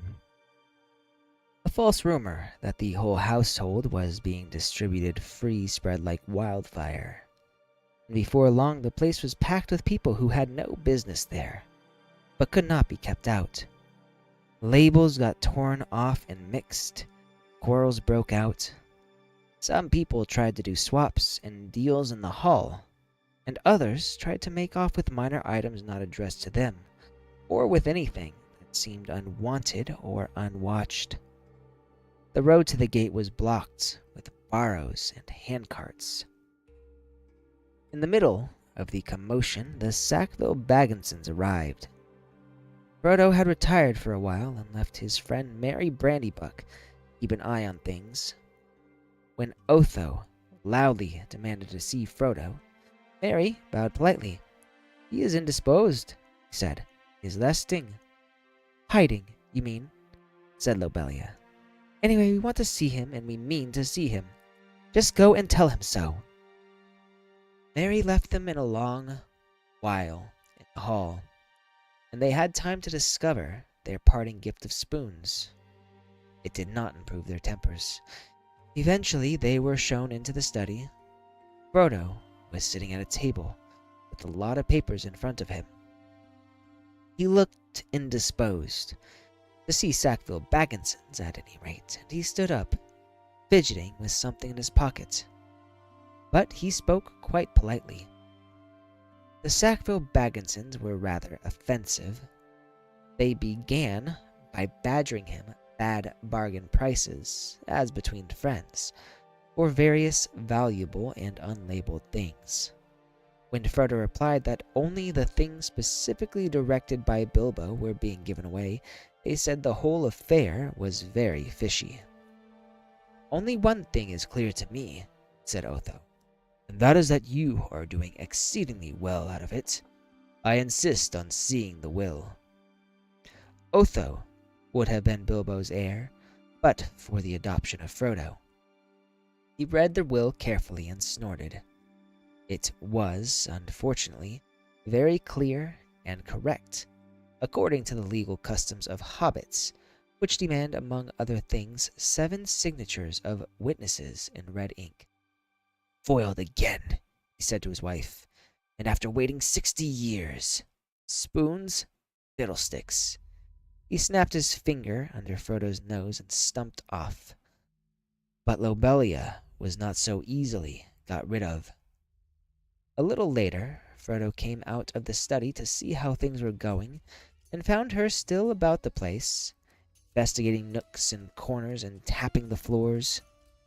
He escorted her firmly off the premises, after he had relieved her of several small but rather valuable articles that had somehow fallen inside her umbrella. Her face looked as if she was in the throes of thinking out a really crushing parting remark, but all she found to say, turning around on the step, was, "You'll live to regret it, young fellow. Why didn't you go too? You don't belong here. You're no Baggins. You're a Brandybuck." "Did you hear that, Merry? That was an insult, if you like," said Frodo as he shut the door on her. "It was a compliment," said Merry Brandybuck, "and so, of course, not true." Then they went round the hole, and evicted 3 young hobbits, 2 boffins and a bulgar, who were knocking holes in the walls of one of the cellars. Frodo also had a tussle with young Sancho Proudfoot, old Odo Proudfoot's son, who had begun an excavation in the larger pantry, where he thought there was an echo. The legend of Bilbo's gold excited both curiosity and hope, for legendary gold, mysteriously obtained if not positively ill-gotten, is, as everyone knows, anyone's for the finding, unless the search is interrupted. When he had overcome Sancho and pushed him out, Frodo collapsed on a chair in the hall. It's time to close shop, Merry," he said. "Lock the door, and don't open it to anyone today, not even if they bring a battering ram." Then he went to revive himself with a belated cup of tea. He had hardly sat down when there came a soft knock at the front door. "Lobelia again, most likely," he thought. "She must have thought something really nasty and have come back to say it. It can wait." He went on with his tea. The knock repeated, much louder, but he took no notice. Suddenly, the wizard's head appeared at the window.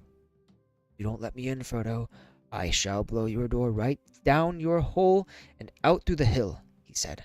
"My dear Gandalf! Half a minute," cried Frodo, running out of the room to the door. Come in, come in! I thought it was Lobelia." then I forgive you. I saw her some time ago, driving a pony trap toward Bywater with a face that would have curdled new milk. She had already nearly curdled me. Honestly, I nearly tried on Bilbo's ring. I longed to disappear. Don't do that, said Gandalf, sitting down. You be careful of that ring, Frodo. In fact, it is partly about that I've come to say a last word. Well, what about it? What do you already know? Only what Bilbo told me. I have heard his story, how he found it, and how he used it on his journey, I mean. Which story, I wonder, said Gandalf. Oh, not what he told the dwarves and put in his book, said Frodo. He told me the true story soon after I came to live here. He said you had pestered him till he told you, so I had better know too.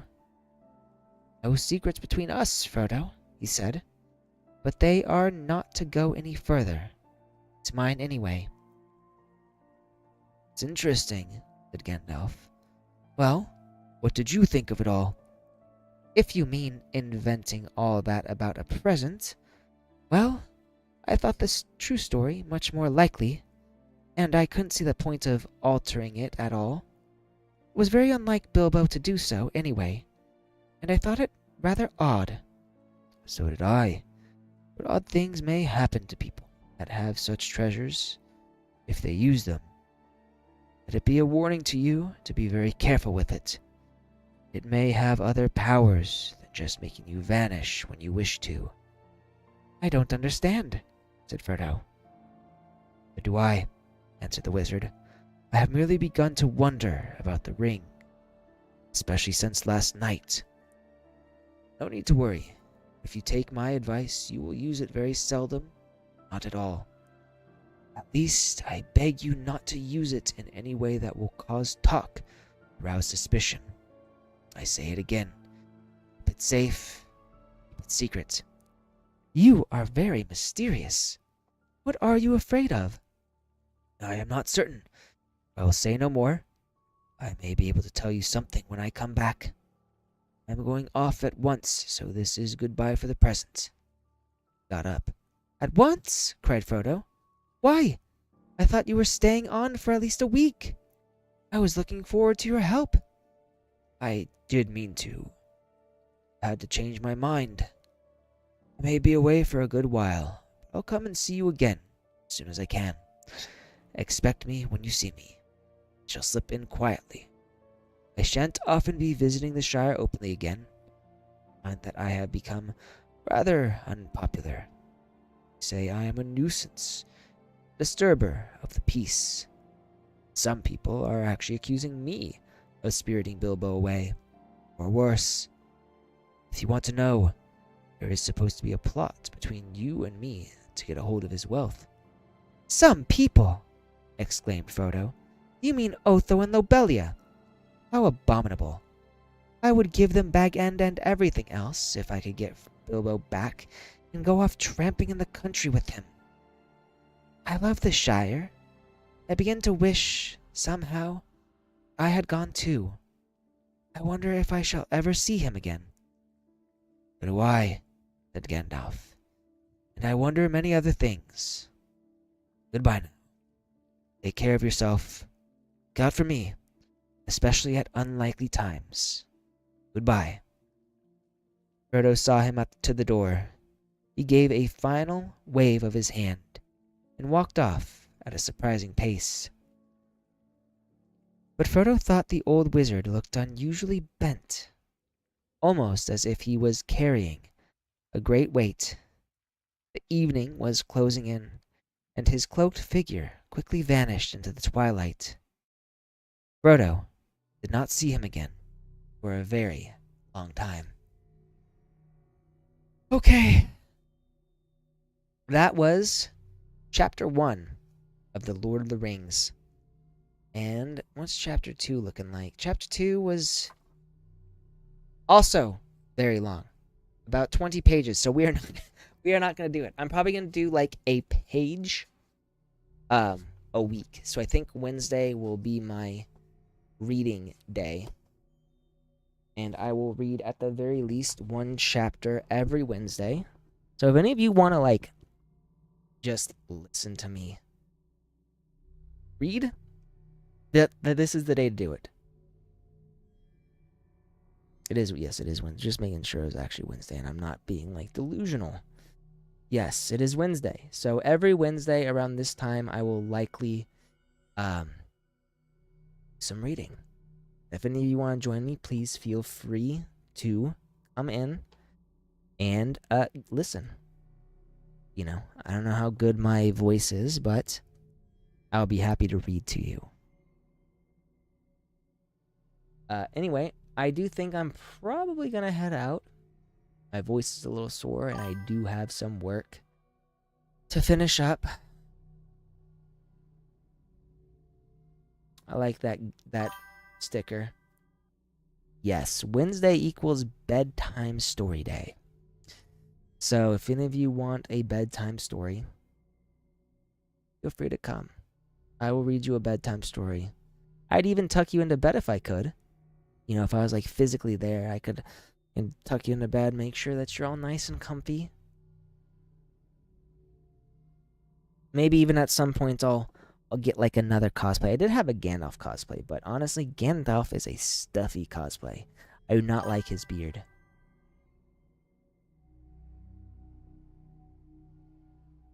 Alright, Maheen, you have a good day. Take care of yourself. And your girlfriend, take care of her too.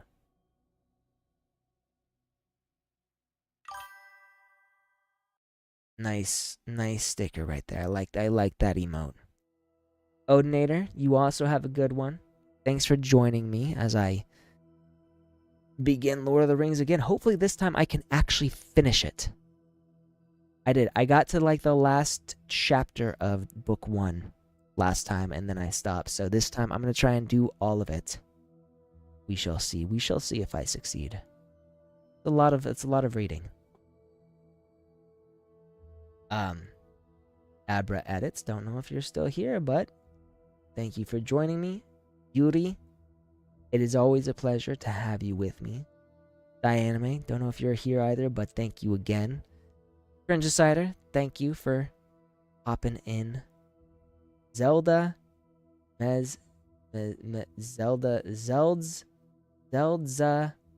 Mezislak, I think that's it. I didn't see these messages. I apologize greatly. I just realized your messages. Do you also have the look to the map of Middle Earth occasionally just to follow where they? I can do that sometimes. Book does have a map of Middle Earth. And if you want, I can possibly even like put the map. I wonder, can I? Let me see here. Hang on one second, you guys. Hang on one second. Let's. Ooh. Oh, I am so sorry. Dad, I am so sorry, kiddo. You know, go back to bed. Get some sleep. There you go. There you go. Really quickly. Map of Middle Earth. Images.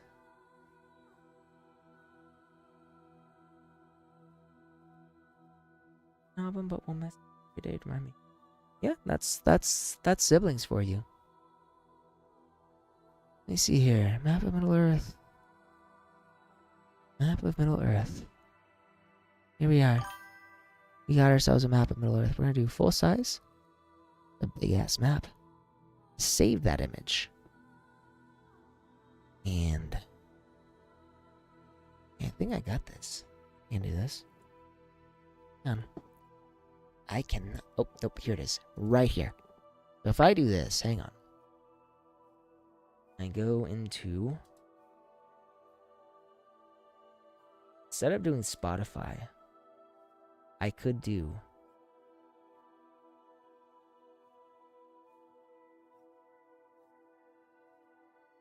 Spotify, Streamlabs.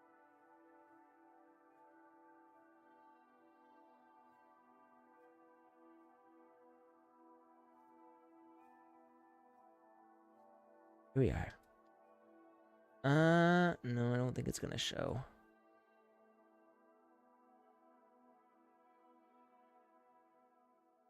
That's supposed to be a map.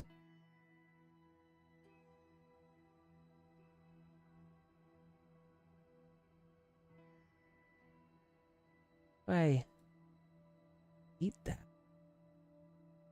And we will add a new source. Display. Well now. We'll stretch to fit screen. And I'll pop this down here.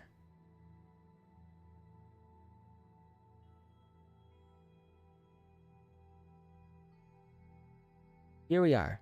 This is a map of Middle Earth right here. Maybe at some point I can add like a dot here. So right now, where are they? They are. Minute. How do I edit this? Not browsing photos.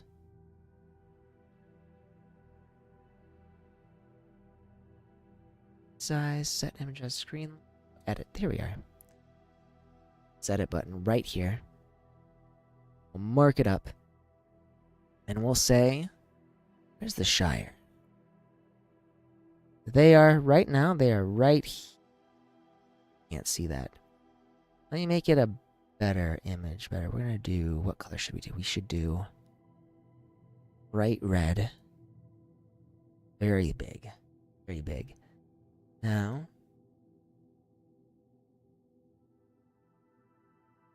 oh yeah, you can see like the little mark, it shows up when I do this, so it's gone now. If I do this, yeah, you guys can see that, right? The little red mark on the map now. Move this there. That is where we are right now in the Lord of the Rings. We are at the Shire. So, in any time I do this, I will mark on this map where everybody is. That way you can follow along. It's actually a good idea, and I don't know if Zelda Mezislak. I don't know how I'm pronouncing that right. I'm probably pronouncing it wrong, but I don't know if he's still there. But if you are, thank you. That is, in fact, a good idea. And I shall endeavor to do that when I read. Alright, you guys. I am heading off for real this time. Thank you all for joining me in my reading of The Lord of the Rings. I will see you all most likely tomorrow when I play some kind of video game. Because I cannot do this every day or my throat is going to die. You guys have a great day, and I will see you later.